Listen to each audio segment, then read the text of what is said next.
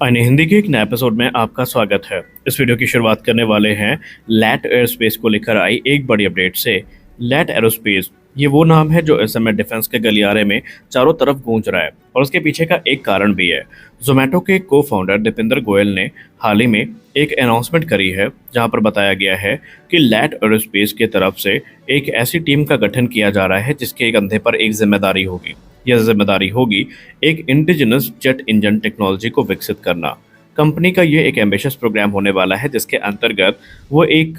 Light weight engine की design का काम शुरू करेंगे। ये इंजन लाइट वेट, एफिशिएंट और फ्लाइट रेडी होने वाला है जो कि मुख्यतः शॉर्ट टेक ऑफ और लैंडिंग एयरक्राफ्ट जो होते हैं इनको पावर करेगा। इसके अलावा अनमैन एरियल व्हीकल और जो पोटेंशियल फ्यूचर के एडवांस एविएशन प्लेटफॉर्म है उनको पावर करने की कैपेबिलिटी रखेगा। रिपोर्ट्स ये इंगित करती हैं कि लैट एरोस्पेस का टारगेट सिर्फ यही एयरक्राफ्ट नहीं है बल्कि आने वाले भविष्य में इनके तरफ से संभावित कोई फाइटर जेट इंजन भी हमें देखने को मिल सकता है जो कि भविष्य में भारतीय वायुसेना के लिए काफ़ी उपयोगी साबित हो सकता है। अगर हम भारत के सीनियर डिफेंस एनालिस्ट की बात माने तो रनेश राजन सर का यहाँ पर यह कहना है कि इस समय लैट एरोस्पेस की जो propulsion यूनिट है ये पूरी तरीके से 10 से लेकर के 15 किलोटन ट्रस्ट क्लास के इंजन पर फोकस कर रही है जो कि एक 12 से लेकर 24 सीटर स्टोल एयरक्राफ्ट को पावर करने के लिए आइडियल माने जाएंगे। और इस प्रकार के जो एयरक्राफ्ट होते हैं ये बेसिकली शॉर्ट रनवेज से और जो इम्प्रोवाइज्ड एयर स्ट्रिप होती हैं वहाँ से ऑपरेट करने के लिए सूटेबल होते हैं। कहने का मतलब ये है कि इस इंजन में इतनी क्षमता होगी कि जो इससे पावर्ड एयरक्राफ्ट हैं वो ऐसे रनवेज से भी टेक ऑफ और लैंड कर पाएंगे जो कि छोटे होते हैं, या फिर हम ये कह सकते हैं कि जो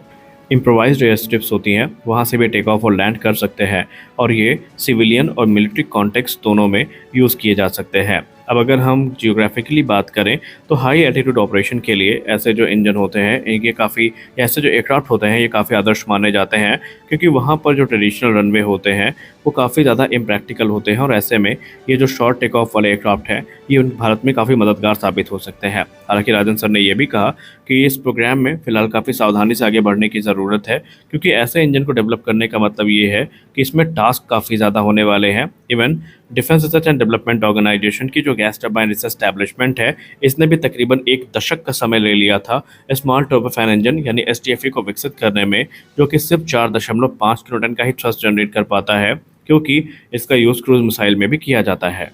और यही कहानी हिंदुस्तान एरोनॉटिक्स लिमिटेड के साथ हमें देखने को मिली जहां पर हिंदुस्तान एरोनॉटिक्स लिमिटेड भी STFE-25 जिसको आप हिंदुस्तान टर्बोफैन इंजन कहते हैं जो कि 25 किलोटन क्लास का एक टर्बोफैन इंजन होने वाला है, इसको विकसित करने की जिम्मेदारी जो है वो उठाई थी और 2015 से इसका जो इनिशियल टेस्ट रन है वो शुरू हुआ था और स्ट्रॉन्ग इंटरनल फंडिंग के साथ हुआ था। हालांकि अभी भी ये जो प्रोग्राम है अपनी मैच्योरिटी को प्राप्त करने से थोड़ा दूर है, अभी यहाँ तक पहुँचा नहीं है और ये टाइमलाइन काफ़ी लंबी खिंचती चली जा रही है। और इसीलिए राजन सर का ऐसा मानना है कि लैट एरोस्पेस को जो अपनी टैलेंटेड लोगों की टीम है इसको साथ में रख करके काफ़ी सतर्कता के साथ आगे बढ़ना होगा क्योंकि इसके साथ वहाँ पर वो एक्सपीरियंस तो गेन करेंगे ही करेंगे, लेकिन ज़रूरी है कि उनकी इस टीम में जो कुछ एक्सपीरियंस प्रपल्शन इंजीनियर्स हैं वो भी होने चाहिए। इसके अलावा मटेरियल साइंटिस्ट हो गए और दूसरे जो अलग अलग क्षेत्र के साइंटिस्ट हो गए उनको भी उन्हें संलग्न करना पड़ेगा अपनी टीम में ताकि ये 10 से 15 किलोटन जो वो इनके एम में है इस एम को जल्दी से जल्दी पूरा किया जा सके। और अगर लैट एरोस्पेस सक्सीड हो जाती है जेट इंजन के क्षेत्र में तो ना सिर्फ यहाँ पर ये dual purpose engine civilian aircraft में काम आएंगे बल्कि जो मिलिट्री ग्रेड के यूएवीज हैं या अनमैन्ड कॉम्बैटिव व्हीकल्स हैं उनमें भी इनका यूज़ होता भविष्य में दिखाई पड़ सकता है। तो हम आशा करते हैं कि लैट एरोस्पेस ने जो इनिशिएटिव शुरू किया है वो उसको पूरा भी कर लें। अगली रिपोर्ट में बात करने वाले हैं भारतीय नौसेना के बारे में। भारतीय नौसेना इस समय अनमैन्ड कॉम्बैटिव व्हीकल को लेकर बहुत ज़्यादा इंटरेस्टेड है और खासकर भारतीय नौसेना का ये इंटरेस्ट इस समय आकर टिका है कॉम्बैट एयर टीमिंग सिस्टम पे, जो कि हिंदुस्तान एरोनॉटिक्स लिमिटेड का ही एक प्रोग्राम है। मीडिया रिपोर्ट्स की बात माने कि भारतीय नौसेना ने HAL के साथ मिलकर के अपना एक इंटरेस्ट व्यक्त किया है जहां पर वो अब भारत के कॉम्बैट एयर टीमिंग सिस्टम को एक्वायर करना चाहते हैं जो कि एक cutting edge loyal wingman drone है जो कि मैन अनमैन टीमिंग कैपेबिलिटी को होस्ट करता है। सबसे खास बात यह है कि अभी ये प्रोग्राम पूरी तरीके से भारतीय वायुसेना को डेडिकेटेड है जहां पर भारतीय वायुसेना के एम का तेजस मार्क 2 और जो सुपर सुखोई एयरक्राफ्ट हैं इनसे इस एयरक्राफ्ट को कंट्रोल किया जाना है। लेकिन रिपोर्ट्स में बताया जा रहा है कि भारतीय नौसेना डिस्कशन को शुरू कर चुकी है एचएएल के साथ, जहां पर एचएएल का टारगेट है कि वो नेवल स्पेसिफिक या navy specific combat air teeming system को तैयार करें, जो कि भारतीय नौसेना की रिक्वायरमेंट को पूरा कर सके। और खास बात यह है कि ये जो कॉम्प्रहेंसिव इकोसिस्टम है भारतीय नौसेना का, उसके साथ एकोमोडेट भी कर सके और इसे मिग 29 के और राफेल एम जैसे जो एडवांस प्लेटफॉर्म भारतीय नौसेना एक्वायर कर रही है, उनसे इनको कंट्रोल किया जा सके। अब आइए जान लेते हैं थोड़ा एन कैट्स के बारे में कि ये नेवल कैट्स वॉरियर कैसा होने वाला है। देखिए, naval combative air teeming system की बात करें तो इस प्रोग्राम में हमें सिर्फ एक सिंगल प्लेटफॉर्म ही देखने को नहीं मिलेगा, बल्कि यहाँ पर जो पूरी तरीके से